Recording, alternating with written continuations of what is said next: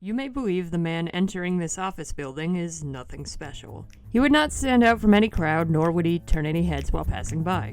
And with this first glance, you would be correct. In his 32 years, William D.W. Williams has not once done anything interesting, impressive, or deserving of a "good job, son," or "we knew you could do it, champ," that would give anybody the excuse to even remotely care about him. Hello!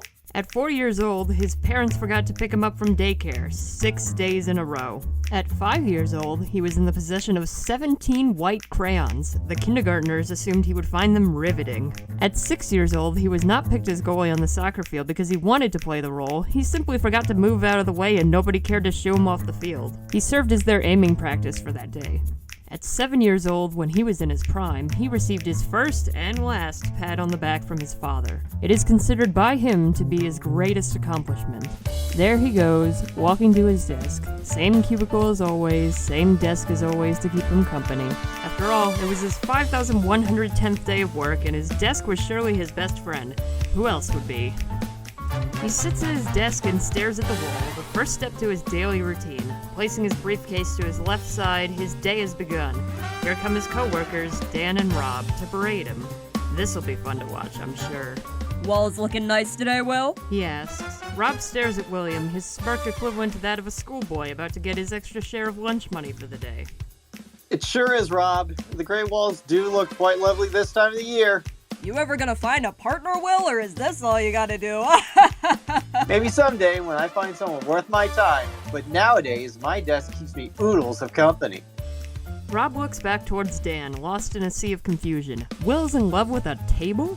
You in love with a table, Will? Sure am. I'd live here with it if I could. If only you knew the wonders this desk holds, boys. William pats the top of his desk with a look in his eyes comparable to that of an excitable car salesman. Coffee? He inquires. I don't see a coffee maker. Are you sure about that? He asks, slamming his hands on the desk with an enthusiasm he had not experienced since his last pat on the back 25 years ago. Rob and Dan stare at him as if finally he had been driven mad.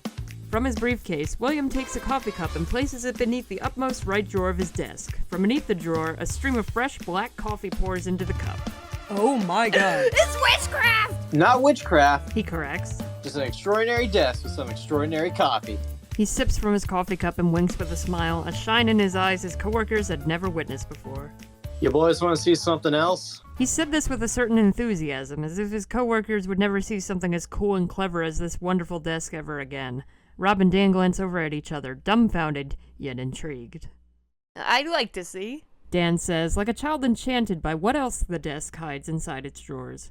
William smiles, and with a gentle tug at the drawer beneath, he conducts his performance. William places a ball on the top of a small slide located within the drawer. As the ball rolls downwards, confetti shoots, gears turn, wheels move elegantly along its sides, dancing with each other as the ball weaves through the maze. Dominoes fall, lights are lit, bowling pins are dropped. The ball races towards its finishing line, cascading down a wooden elevator in which it lands on a spring, explodes upwards, and hits a button along the ceiling of the drawer.